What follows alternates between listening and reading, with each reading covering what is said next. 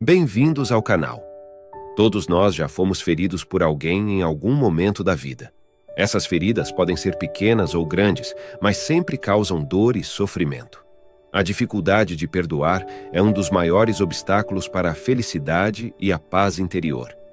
Neste vídeo, vamos falar sobre o que é perdão, por que é importante perdoar e como podemos aprender a perdoar. Se este é um tema do seu interesse, lhe convidamos a continuar com a gente até o final deste vídeo para compreender o que o perdão não é e por que é tão necessário praticar o perdão. Mas, antes de prosseguirmos, solicitamos a você que apoie o nosso canal deixando o seu like. Recomendamos também que você se inscreva e ative o sininho para não perder nenhum conteúdo. Assim, você também nos incentiva a continuarmos empenhados em demonstrar como a filosofia estoica está relacionada a modos de vida mais significativos e práticos no nosso dia a dia.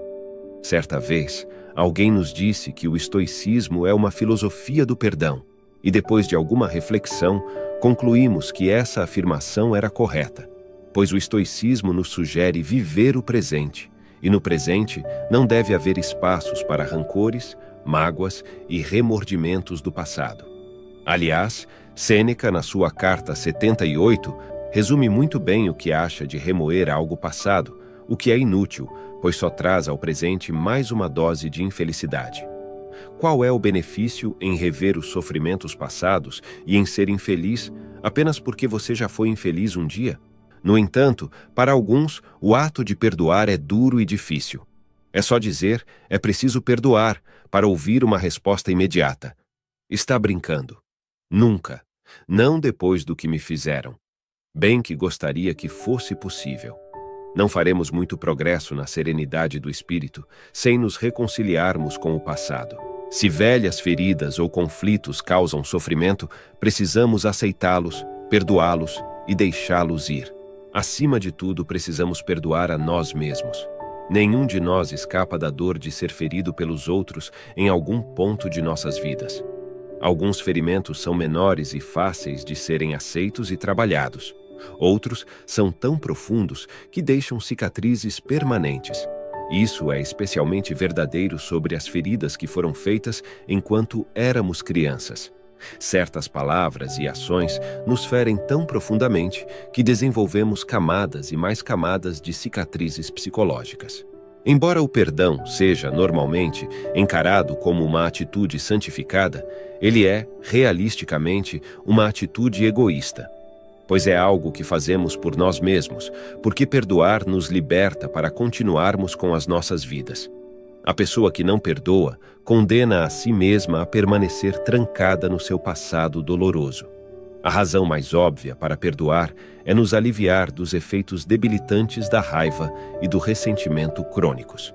A raiva e o ressentimento são emoções poderosas que consomem as nossas energias. Não pode haver perdão genuíno se a raiva e o ressentimento forem negados. Existe um contraste entre as mentes que perdoam e as que não perdoam.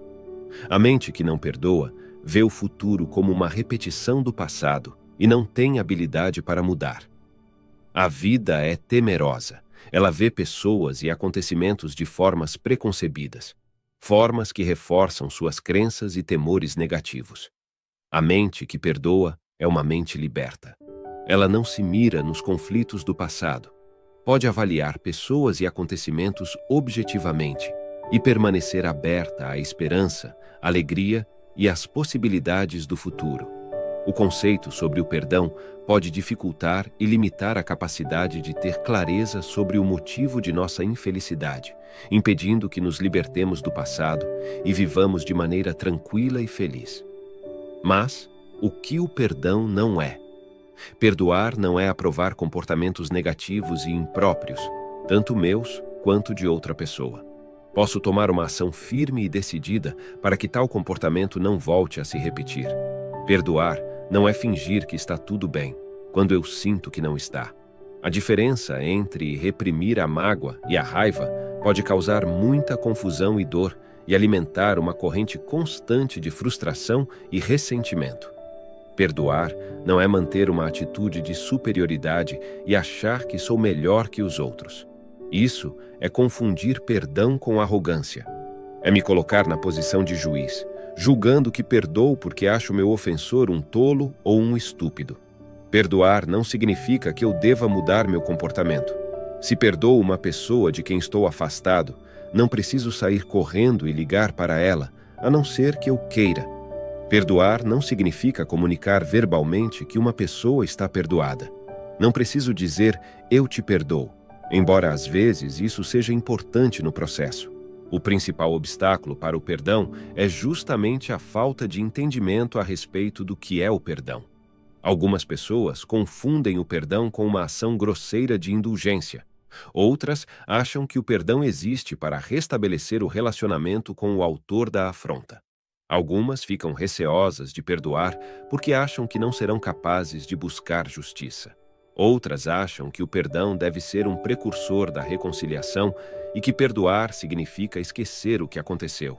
Ou acham que serão capazes de perdoar porque sua religião diz que devem perdoar. Todas essas concepções estão equivocadas. O perdão é a sensação de paz que emerge quando se assume o sofrimento em termos menos pessoais, quando se assume responsabilidade de como se sentir e deixar de ser a vítima na história que relata. O perdão é a experiência da serenidade no momento presente. Não muda o passado, mas modifica o tempo atual, o que significa que, embora ferido, você opta por se magoar e sofrer menos. O perdão significa que você se torna parte da solução e a compreensão de que o sofrimento é parte normal da vida.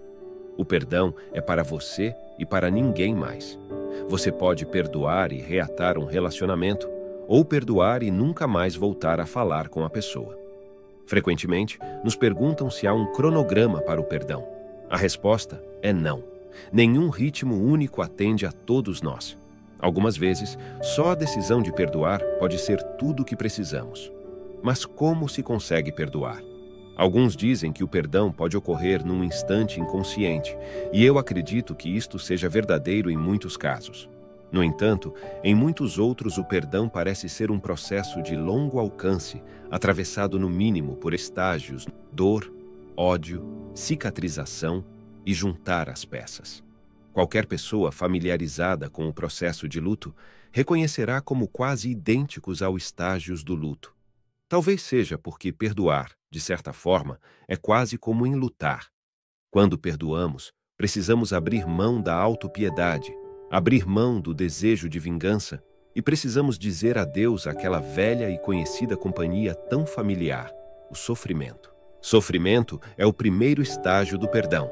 Para lidar com seus próprios sentimentos de dor, é importante lembrar que a dor é a resposta para a perda. Quanto mais profunda for a dor, tanto mais significativa foi a perda. Muitas vezes, uma situação pode ocasionar dor fora de qualquer proporção com a realidade. Quando isso acontece, pode ser que estejamos reagindo a dores sofridas por nós no passado. Por exemplo, um homem que se sente devastado com uma briga trivial com a esposa pode não estar absolutamente reagindo a ela. Pode ser que ele esteja revivendo a perda que sentiu quando sua mãe o puniu e o rejeitou por haver discordado dela.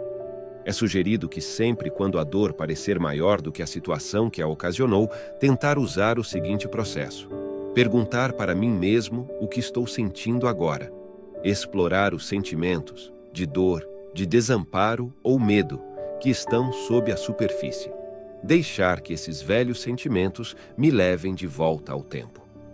Qual a situação que eles me lembram? Explorar a antiga situação.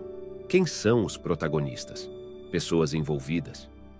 Que coisa importante foi tirada de mim? Tais como amor, aceitação, autoestima, etc. Usando este processo para descobrir o que foi perdido, irá nos ajudar a compreender nossa dor e a superá-la. Ódio é uma palavra forte que usamos para descrever o segundo estágio do perdão. Ódio implica que alguém é ou deve ser culpado, e este não é o caso. Raiva talvez seja uma palavra melhor, pois a raiva é subproduto natural da dor. Há dois tipos de raiva: construtiva e destrutiva. A raiva destrutiva é sentida como um desejo de culpar e punir.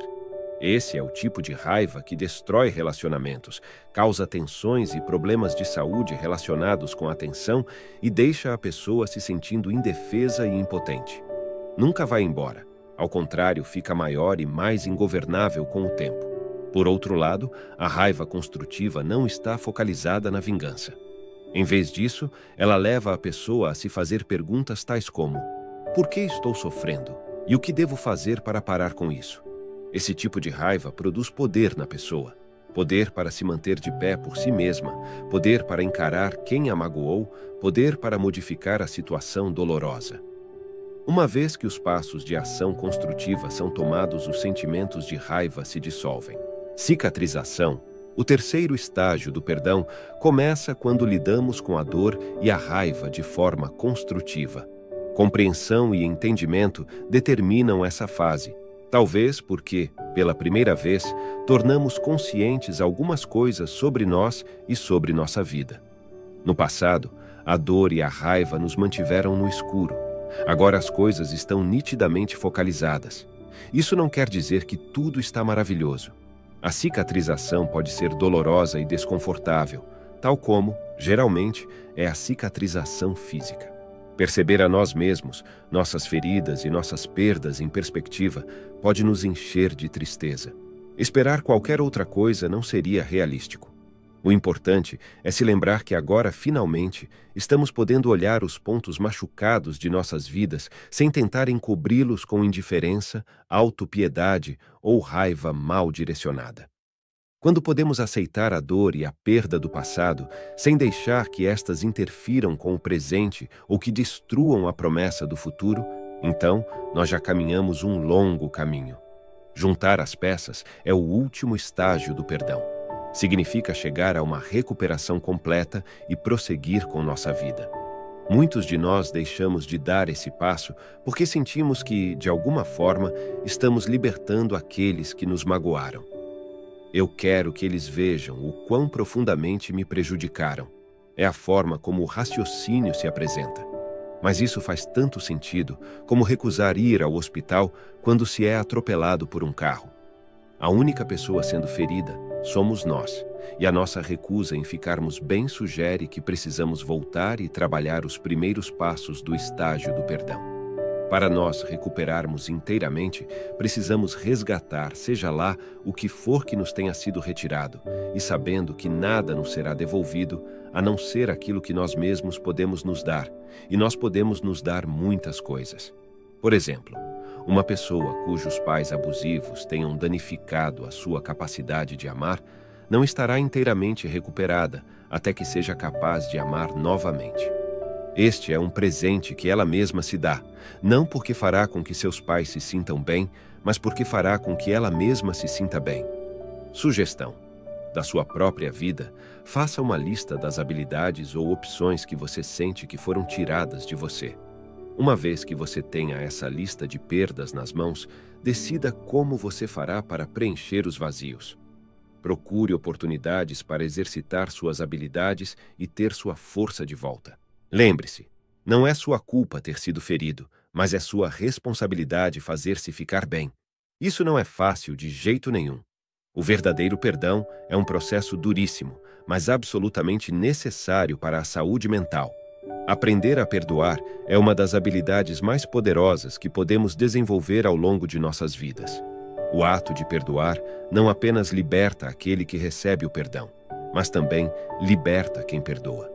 Perdoar não é uma tarefa fácil e muitas vezes exige uma profunda reflexão e um trabalho interno intenso. Afinal, perdoar não significa esquecer o que aconteceu, mas sim deixar de carregar o peso da mágoa e do ressentimento. Quando carregamos ressentimentos, estamos, na verdade, nos prejudicando. Essa carga emocional negativa nos impede de seguir em frente, de viver plenamente o presente e alcançar a paz interior. Ao perdoar, estamos nos libertando dessa bagagem emocional pesada, abrindo espaço para o amor, para a compreensão e para a tranquilidade. Perdoar não significa que estamos concordando com o que nos foi feito, mas sim que estamos dispostos a seguir em frente, deixando o passado para trás. É um ato de coragem e amadurecimento emocional. É uma decisão consciente de não permitir que o ódio e a raiva dominem nossa vida. O perdão também nos permite cultivar relacionamentos saudáveis e duradouros. Quando perdoamos alguém, estamos criando um espaço para a cura, a reconciliação e o fortalecimento dos laços afetivos. Perdoar não é apenas uma demonstração de amor próprio, mas também de empatia e compaixão pelo outro. Porém, perdoar não é algo que acontece da noite para o dia. É um processo que pode levar tempo e requer esforço. É importante nos permitir sentir e expressar nossas emoções, pois só assim poderemos compreender a origem da mágoa e do ressentimento. O autocuidado, através de práticas como a meditação, como o perdão e a terapia, pode ser uma grande ajuda nesse processo. Aprender a perdoar é uma jornada individual e única para cada um de nós. É um ato de coragem, amor e compreensão. Ao perdoar, estamos escolhendo a liberdade em vez da prisão emocional, a paz em vez do conflito. Aprender a perdoar nos torna seres humanos mais compassivos, empáticos e plenos. Esperamos que você tenha gostado deste vídeo e nós agradecemos a você que chegou até aqui. Lembre-se de se inscrever no nosso canal para obter mais conteúdo instigante sobre vários temas que ampliam nossa compreensão de nós mesmos e do mundo em que vivemos. Obrigado por assistir e apoiar nosso canal. Agradecemos seus comentários, seu retorno com sugestões. Juntos, vamos mergulhar nas profundezas do conhecimento e embarcar numa interminável jornada em busca de um despertar espiritual.